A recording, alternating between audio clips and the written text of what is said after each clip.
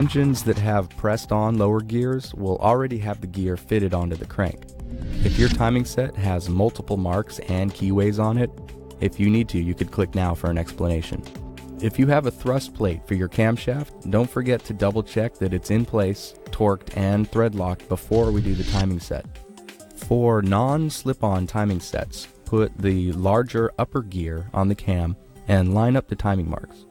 Then pull the gear right off the cam and put some assembly lube on the surface that will ride against the block. Soak the chain in some oil, and then hang the whole assembly on the block with the marks lined up. If you have the slip-on style timing set, then you'll want to put both gears in the chain, line up the marks, and then slip the whole timing set on. Our Crane Cams kit came with this cam bolt plate that we'll put on just before the cam bolts with our setup. When you have a bolt or two on, you want to double check that your alignment's correct.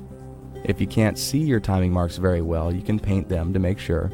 Now we can torque the gear to the cam. If you don't have a cam bolt lock plate, you should put some kind of thread locking liquid on the bolts before you put them in. If you do have one of these lock plates, you just need to bend back one tab per bolt with a chisel, and then the bolts won't be able to back out on you. Now your